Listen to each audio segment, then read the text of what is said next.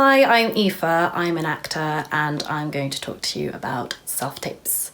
So very quickly, I'm just going to show you what my setup here is, which is a tripod in front of a blank background next to a window with a backup light if we need it. So, first thing to do when you get an email about self-tape is to do all your prep work.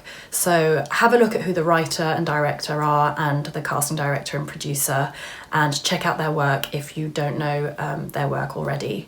If it's a series and you've been told what channel or network it's for, have a think about that.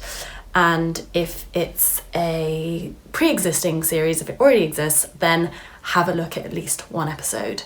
And all of that will kind of inform you on what the style and the tone of the piece is going to be, which is really important. Then, so you'll read the scene or scenes, and if you've been given a script, read the script.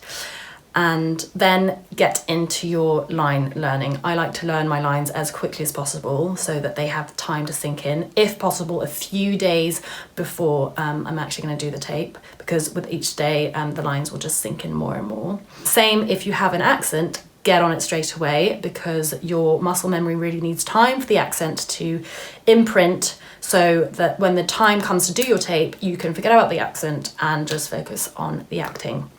A little tip that I have also is reading your lines or redoing them in your head just before you go to sleep when you're in bed, because if there are some lines that just won't stick, it's just some lines that you just can't get them out, sometimes magically, if you've done them just before you go to sleep, magically in the morning the line will be there. All that will also help you start visualizing who the character is and making a choice about the character. And visualizing who this person is will then help you to decide what you're going to wear, how you're going to wear your hair, all that, and that will then show the people who are watching your tape who you think this character is. And most importantly, wear something that makes you feel like the character. Don't go too over the top. Think about, what period it's set in and all that, but no.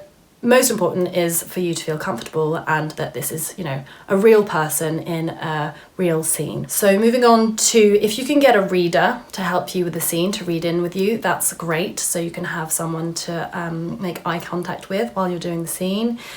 If you can't, it's been really hard recently with lockdown and stuff. I've been using a lot of using my computer for FaceTime or Skype and just getting friends to read in then. But make sure you've decided where that person, who you're going to visualize who that person you're talking to before you start the scene, so your eyes aren't wandering all over the place, brings me to another tip, which is if in the scene there are multiple people that you're talking to, decide before you start the scene where you're going to place each of those people so you don't worry about it during the scene. Once it's all set up, decide if you want to be sitting or standing. That depends on the nature of the scene and also what you're most comfortable with within that scene, and then just have a go. I quite like, if I've got time, I quite like having a go and then maybe trying it again the next day, because I might think of something that I hadn't thought of the day before, and there's nothing worse than sending a tape off and then being like, shit, I should have done that. Yeah, I also just don't forget that you're in a scene. It's always kind of a bit daunting and feels unnaturalistic to be in front of a phone, with a blank background, but you've got to use your imagination to really, really be in the scene. And, that means you can move around. You can move around, come closer to the camera. If we're in the scene, you don't even have to think about all that stuff. Also, sometimes it's nice to, if the character's doing an action or using a little prop, just use that just to take the focus away. I quite like doing that. Sometimes it can just help throwing lines away and not make it seem so frontal. So those are my tips. Also, have fun. Don't forget, doing this to have fun. And yeah, good luck.